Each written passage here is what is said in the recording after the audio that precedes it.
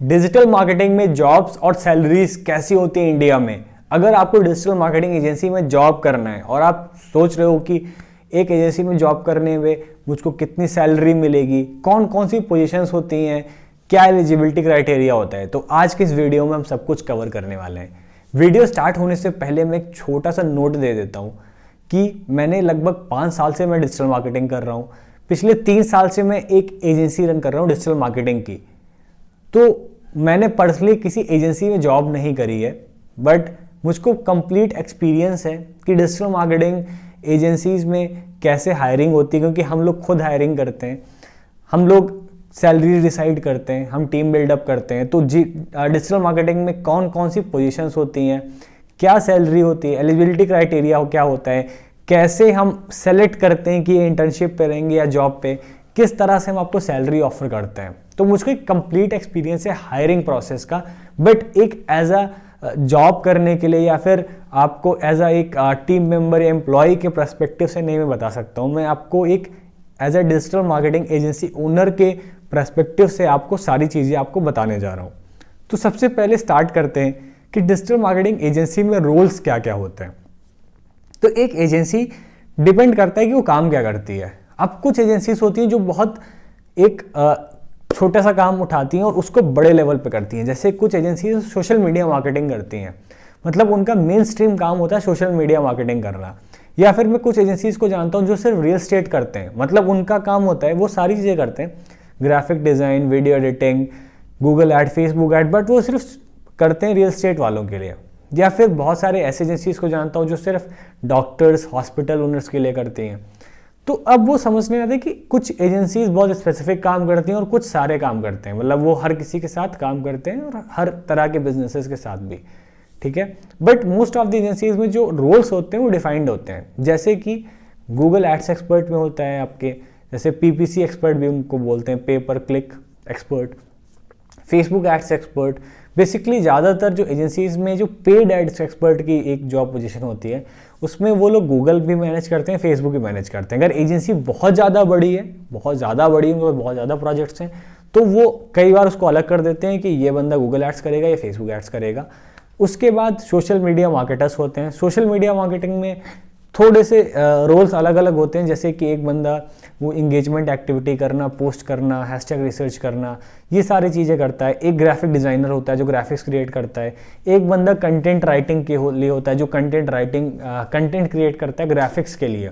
तो social media marketing में 2-3 part होते हैं, graphic designer, social media manager और आपका कंटेंट राइटर, ठीक है। उसके बाद भी बहुत सारे अलग अलग पोजीशंस हैं। अगर वो बहुत ज़्यादा बड़े क्लाइंट्स के साथ काम कर रहे हैं तो किसी किसी के पास कॉपी राइटर्स भी होते हैं, ठीक है। बट हम यहाँ पे वो बात करने वाले जो खास करके इंडिया में सबसे ज़्यादा जॉब्स अवेलेबल हैं, वो अवेलेबल है आपकी सोशल मीडिया मैनेजर्स की पोस्ट काफ़ी ज़्यादा अवेलेबल होती है, हर एजेंसी में मिल जाएगी आपको। मतलब उनको रिक्वायरमेंट रहती है, उनके पास काम रहता है उससे रिलेटेड। दूसरी बात गूगल एड्स, फेसबुक एड्स, और लास्ट में एक आ जाता है एसईओ। तो एसईओ के लिए भी अलग अलग पोजीशंस होती हैं, एसईओ एग्जीक्यूटिव, एसईओ के लिए एनालिस्ट होते हैं, बहुत सारी चीज़ें होती हैं। तो ठीक है, उसमें डिपेंड करता है कि आपका एक्सपीरियंस किस लेवल पर है, उसके लिए अलग अलग पोजीशंस डिफाइंड हो। जैसे गूगल एड्स एक्सपर्ट होते हैं, गूगल एड्स सीनियर्स होते हैं, मैनेजर्स होते हैं, ठीक है। तो वो डिपेंड करता है कि एजेंसी कितनी बड़ी है, उस पर किस तरह के रोल्स ऑफर होते हैं। अब जैसे स्टार्टिंग में हम लोगों ने क्या किया था, हम लोगों ने ऐसे लोगों को हायर किया था जिनके पास मल्टीपल एक्सपर्टीज़ थी, क्योंकि बहुत सारे प्रोजेक्ट नहीं होते स्टार्टिंग में, कि कोई भी जो नई एजेंसी होती है उसके पास बहुत लिमिटेड प्रोजेक्ट्स होते हैं, तो वो हर एक स्पेसिफिक काम के लिए एक बंदे को असाइन नहीं कर सकती। तो हम लोगों ने स्टार्टिंग में क्या किया था, एक बंदा ऐसा लिया जिसको वेबसाइट डिज़ाइन भी आता हो और एसईओ भी आता हो। तो वो क्या करता था, 2-3 एसईओ के प्रोजेक्ट कर लेता है, और 3-4 अगर वेबसाइट का काम आ रहा है तो वो वेबसाइट का भी काम कर लेता है। वैसे ही साथ में ऐसा बंदा उठाया जिसको फेसबुक एड्स भी आता है, सोशल मीडिया मार्केटिंग भी आती है, तो वो दोनों चीज़ें मैनेज कर सकता है। तो ज़्यादातर जो छोटी एजेंसीज होती हैं उसमें आपको एक सीखने के अगर पर्पज से आपको ज्वाइन करना है, तो मैं हमेशा सजेस्ट करूँगा एक जो ग्रोइंग एजेंसी हो आप उसमें ज्वाइन करो, रादर देन कोई बहुत बड़ी एजेंसी के अंडर में। क्योंकि वहाँ पे क्या होगा, आपको एक बहुत बड़े काम का एक छोटा सा पोर्शन दे दिया जाएगा, उसको आपको लार्ज स्केल पे करना होगा। जैसे कि मेरे कुछ जानने में लोग जॉब करते हैं, वो लोग क्या करते हैं, सिर्फ कंटेंट राइटिंग लिखता है, मतलब वो सिर्फ कंटेंट्स लिखते हैं ग्राफिक्स के लिए, या फिर वो सिर्फ हैशटैग ही निकालते हैं, मतलब वो सारे पोस्ट का उनको हैशटैग निकालने का काम है, मतलब वो 15-20 क्लाइंट के लिए दिन भर हैशटैग निकालते हैं और महीने में सारे दिन उनका काम हैशटैग ही निकालना है। तो आपको मैं सजेस्ट करूंगा, अगर आपको सीखना है, स्टार्टिंग में एक्सपर्टीज चाहिए, तो किसी ग्रोइंग एजेंसी में ज्वाइन करो। वहाँ पे क्या होगा ना, आपको मल्टीपल प्रोजेक्ट्स पे काम करने का मौका मिलेगा, आपको अलग अलग तरह के काम करने के मौके मिलेंगे, तो आप बहुत सारी चीज़ें एक्सप्लोर कर सकते हो, आप बहुत सारी चीज़ें सीख सकते हो, ठीक है।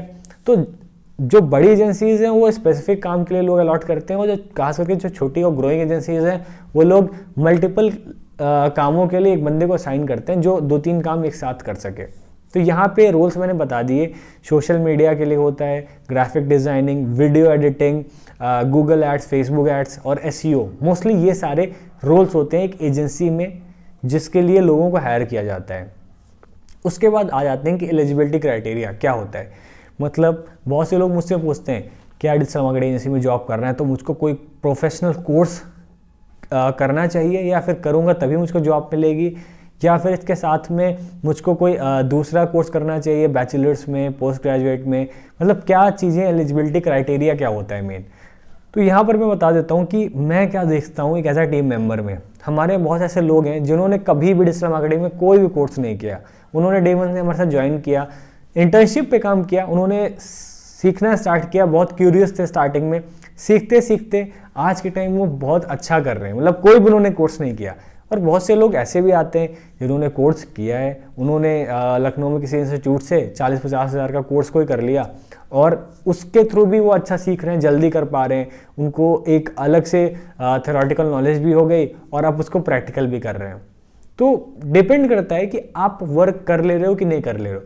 अगर आपने कभी भी कुछ नहीं सीखा है, कुछ नहीं पता है, तो आपको 101% चांस है कि आपको इंटर्नशिप ऑफर करी जाएगी। अगर आपको सीखना है, आपने किसी भी तरह का कोई कोर्स नहीं किया है, तो ये भी बहुत ज़्यादा चांसेस है कि वो इंटर्नशिप अनपेड रहेगी, मतलब आपको वो पे नहीं करेंगे, बट 2-3 महीना आपको रख सकते हैं काम करने के लिए, ठीक है। वहाँ पर आपको सिखाएंगे, क्योंकि बेसिकली इंटर्नशिप में सारा सिखाने का ही प्रोसेस होता है। तो अगर आपने डिजिटल मार्केटिंग कुछ भी नहीं किया तो आपको इंटर्नशिप मिलेगी। अगर आपने सिर्फ सीखा है, पढ़ा है, प्रैक्टिकल कुछ भी नहीं किया है, तब भी आपको इंटर्नशिप ऑफर ही करते हैं, ठीक है। बट अगर आपने कुछ प्रैक्टिकल किया, आपको एग्जीक्यूट करना आता है, आपको काम करना आता है, तो आपको जॉब ऑफर कर सकते हैं। जब आप बहुत अच्छे से एक्सपर्टीज हो जाएंगे उस काम को करने में, तब आपकी जो सैलरी होती है इंक्रीमेंट होने लगता है, ठीक है। तो ड्यूरिंग द प्रोबेशन पीरियड, मतलब कि 1-2 महीने का टाइम होता है, 2 महीने का प्रोबेशन पीरियड, उसके बाद जब प्रोबेशन पीरियड खत्म होता है तो सैलरी आपकी बढ़ जाती है, ठीक है। तो आगे हम और भी चीज़ों को टॉपिक में कवर कर रहा हूँ। तो एलिजिबिलिटी क्राइटेरिया होता है, आपको डिजिटल मार्केटिंग में अगर काम का एग्जीक्यूट करना आ रहा है, मतलब प्रैक्टिकली काम किया है, तो आपको एक अच्छे खासी सैलरी पे स्टार्ट हो जाएगा। अगर आपको नहीं पता है, आपको थ्योरेटिकल पता है या कुछ भी आइडिया नहीं है, तो आपको इंटर्नशिप पे मिलेगा, ठीक है। तो इस तरह से हम लोग भी लोगों को जॉब ऑफर करते हैं, इंटर्नशिप्स ऑफर करते हैं। तो यही सारे कुछ क्राइटेरिया होते हैं। अगर उसको कुछ भी नहीं पता तो उसको इंटर्नशिप ऑफर करते हैं। अगर उसको थोड़ी बहुत नॉलेज है और प्रैक्टिकल नहीं किया है तो कुछ पेड इंटर्नशिप पे दे देते हैं, बहुत छोटा मोटा स्टाइपेंड होता है। उसको प्रैक्टिकली उसने किया है बट एक्सपर्टीज़ नहीं है, तो फिर सैलरी के साथ स्टार्ट करते हैं ऑन जॉब पे। तो इस तरह से कुछ होता है। एलिजिबिलिटी क्राइटेरिया यहाँ पे कुछ खास ये नहीं कि आपको कोर्स करना ही चाहिए, क्योंकि बहुत से हमारे जैसे बच्चे लोग कभी कोई कोर्स नहीं किया बट आज के टाइम वो बहुत अच्छा कर रहे हैं। बहुत ऐसे लोग इंटर्नशिप पे आते हैं जिन्होंने बहुत महंगे महंगे कोर्स किए हैं बट उनको कुछ भी नहीं आता है, ठीक है। तो ये सच है, क्योंकि वो लोग सोचते हैं कोर्स कर लिया और अब वो बहुत ईजिली डिजिटल मार्केटिंग में जॉब कर लेंगे और पैसा कमाने लगेंगे, बट ऐसा नहीं है। आपको नहीं प्रैक्टिकल आता है बट एटलीस्ट थ्योरेटिकल तो आपको क्लियर होना चाहिए ना, कि सारी चीज़ें क्या होती है, पता तो होना चाहिए, नॉलेज होनी चाहिए क्या होता है, कैसा होता है। तो कुछ ज़रूरी नहीं है आप यहाँ पे सिर्फ कोर्स किए हो, यही सारी चीज़ें हो, ठीक है। अब क्या होता है यहाँ पे, इंटर्नशिप और जॉब को मैंने क्लियर कर दिया कि कैसे मिलती है, कब आपको इंटर्नशिप मिलेगी, कब आपको जॉब मिलेगी। अब एक लास्ट पॉइंट पे आ जाता है सबसे इंटरेस्टिंग, सैलरी क्या होती है। तो भाई ये सबसे इंटरेस्टिंग चीज़ है, क्योंकि इसी पर ध्यान सबका होता है। जो जॉब लेने आ रहा है, जो जॉब देने आ रहा है, वो भी सोचता है कितनी इसको सैलरी देंगे, क्योंकि वो भी अपने एक्सपेंसेस डिफाइन करता है कि किस तरह से होंगे। तो सैलरीज का मैं आपको यहाँ पे बता देता हूँ। जो भी इंटर्नशिप पे आते हैं, ये शायद मैंने भी थोड़ी देर पहले आपको बताया भी, हिंट्स दिए हैं, जो इंटर्नशिप पे आते हैं उनको कोई भी नॉलेज नहीं है, उसको कई बार अनपेड इंटर्नशिप्स कहा जाता है। मतलब कि अगर आपको कुछ भी नॉलेज नहीं तो हमको 3 महीने ट्रेन करेंगे, सिखाएंगे, मतलब अनपेड होगा, हम आपको कुछ नहीं पे करेंगे। अगर आपने कोई कोर्स किया है, आपको नॉलेज है, थ्योरेटिकल नॉलेज है, प्रैक्टिकल नहीं किया है, तो वहाँ पे हम कुछ इंटर्नशिप स्टाइपेंड ऑफर करते हैं, ठीक है।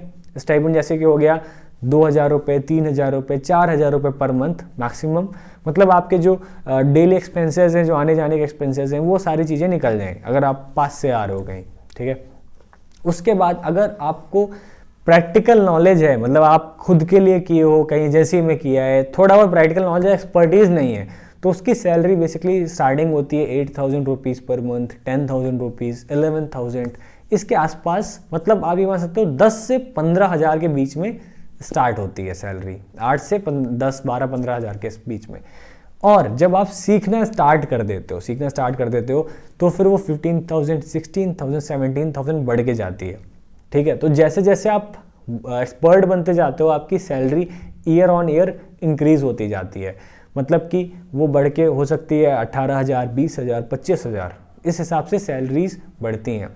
अब मैंने आप सबको जो भी बताया है, ये मैंने खुद के एक्सपीरियंस से बताया कि हम लोग कैसे हायर करते हैं, हम लोग कैसे सैलरीज का ग्रोथ करते हैं, किस तरह से हम उनकी सैलरीज इंक्रीज करते हैं। तो सारी चीज़ें मैंने बताई हैं। बट मेरे जानने में बहुत सारे ऐसे लोग हैं जिन्होंने 3 साल 4 साल से जॉब कर रहे हैं किसी एजेंसी में। अगर आप उन लोगों से मिलना चाहते हो, आप और इन डेप्थ में जाना चाहते हो, क्योंकि पर्सनली मैंने तो जॉब नहीं करी तो मुझको उतना एक्सपीरियंस शायद ना हो, बट जो लोग जॉब कर रहे हैं, जो लोग मैं दूसरी एजेंसीज में जानता हूँ मैं उनको, तो मैं उनको भी अपने साथ इस चैनल पर ला सकता हूँ। अगर आपसे मिलना चाहते हो ऐसे लोगों के एक जॉब वाला पर्सपेक्टिव आप देख रहे हो, क्योंकि मैं हमेशा इस चैनल पे बात करता हूँ एक एजेंसी स्टार्ट करना, एक बिजनेस स्टार्ट करना, एक फ्रीलांसर बनना। बट बहुत से लोग जो जॉब भी करना चाहते होंगे, बहुत लोग चाहते होंगे जॉब करके एक्सप्लोर किया जाए, क्योंकि वहाँ पर थोड़ा सेफ होता है, ठीक है। तो अगर आप वो वाला साइड भी चाहते हो देखना, तो नीचे प्लीज़ मुझे कमेंट करके बताओ। मैं ऐसे एक्सपर्ट्स को लेकर आऊँगा जो गूगल एड्स एक्सपर्ट हैं, फेसबुक एड्स एक्सपर्ट हैं, सोशल मीडिया मैनेजर्स हैं, 2 साल 3 साल से जॉब कर रहे हैं, जिनकी आज के टाइम बहुत अच्छी सैलरीज हैं, ठीक है। अब जो मैंने सैलरी आपको स्टार्टिंग बनाई 8,000, 10,000, 15,000, 20,000, ये सब स्टार्टिंग का सैलरी होता है, ठीक है। उसके बाद जैसे जैसे आपकी ग्रोथ होती है वैसे वैसे आपकी सैलरी इंक्रीज होती है। मैं ऐसे लोगों को जानता हूँ जो 1 से 1.5 लाख रुपए सैलरी ले रहे हैं अभी, और वो सिर्फ गूगल एड्स मैनेज करते हैं, ठीक है। और ये लोकेशन पे भी बहुत डिपेंड करता है। जनरली क्या होता है, जो लखनऊ जैसी सिटी में सैलरीज कम होती हैं, आपके गुड़गांव, मुंबई, दिल्ली, पुणे, उधर सैलरीज काफ़ी हाई होती हैं, ठीक है। तो ये लोकेशन पे, एजेंसी पे, बहुत सारी चीज़ों पे डिपेंड करता है, ठीक है। आप क्या काम कर रहे हो, कितना आपका एक्सपीरियंस है, उस सब पे डिपेंड करता है। बट आपका 1 साल 2 साल बाद अगर एक्सपीरियंस और अच्छा है और आपने पास्ट में किसी एजेंसी के साथ काम किया है, तो मोस्टली आपको 50,000, 60,000 की सैलरीज ऑफर होती हैं, ठीक है। और हम लोग जानते हैं ऐसे लोगों को जो आज के टाइम 1 लाख, 1.5 लाख रुपए सिर्फ सैलरी लेते हैं गूगल एड्स को मैनेज करने में। अगर आप ऐसे लोगों से मिलना चाहते हो, कमेंट करके बताना, मैं आपको ज़रूर मिलवाऊंगा। आई होप आपको वीडियो पसंद आई होगी। Thank you so much.